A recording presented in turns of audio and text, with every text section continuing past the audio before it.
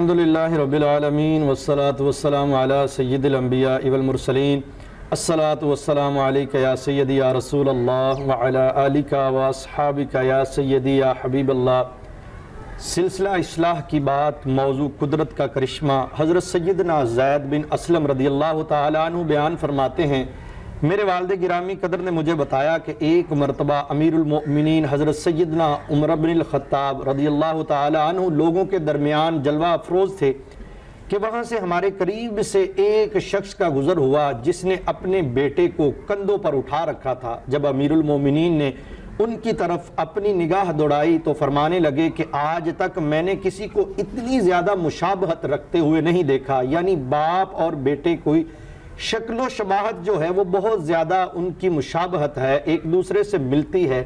تو وہ شخص جس کے بارے میں یہ کہا، اس نے جب یہ سنا تو وہ امیر المومنین کی خدمت میں حاضر ہو گیا اور عرض کرنے لگا، یا امیر المومنین، جس بیٹے کو میں نے کندھوں پہ اٹھا رکھا ہے اس کا بڑا عجیب و غریب واقعہ ہے۔ اس کی ماں فوت ہو چکی تھی، اس کے فوت ہونے کے بعد یہ بچہ پیدا ہوا۔ حضرت سیدنا عمر بن الخطاب رضی اللہ تعالیٰ عنہ بڑے حیران ہوئے اور پوچھا کہ اس کا پورا واقعہ ہمیں سناؤ، کیا ماجرا ہے؟ تو اس شخص نے کہا کہ میں یا امیر المؤمنین جہاد کے لیے جانے لگا تھا، اس وقت میری بیوی حاملہ تھی، یعنی اس کے پیٹ کے اندر یہ میرا بیٹا موجود تھا۔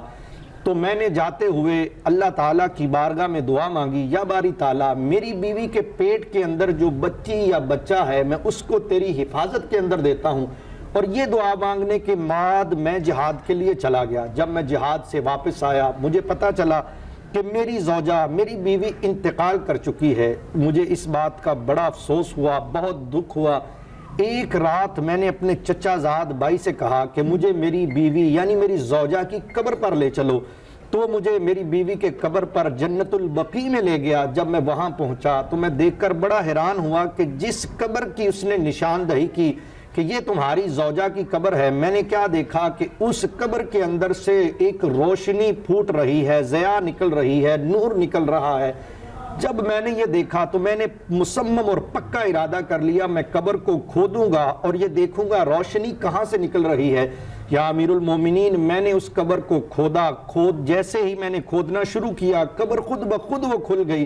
میں یہ دیکھ کر اور حیران ہو گیا کہ اس قبر کے اندر میری بیوی کی جو میت تھی وہ پڑی ہوئی ہے اور اس کے پیٹ کے اوپر ایک بچہ کھیل رہا ہے۔ جب میں نے اس بچے کو اٹھایا باہر نکلا تو قبر خود بخود بند ہو گئی اور غیب سے ایک ندا آئی کہ اے بندہ مومن، اے میرے بندے، جب تم جہاد پر گئے تھے جاتے ہوئے تم نے دعا مانگی تھی کہ یا باری تعالیٰ میرے بیٹے یا میری بیٹی جو میری بیوی کے پیٹ کے اندر ہے اس کی حفاظت فرمانا، تو گویا ہم نے اس کی حفاظت فرمائی۔ اگر تم جاتے ہوئے اپنی بیوی کی حفاظت بھی ہمارے ذمہ دے کے جاتے تو ہم اس کی بھی حفاظت فرما دیتے۔ سبحان اللہ، اللہ تعالیٰ کی قدرت کا کتنا بڑا کرشمہ ہے۔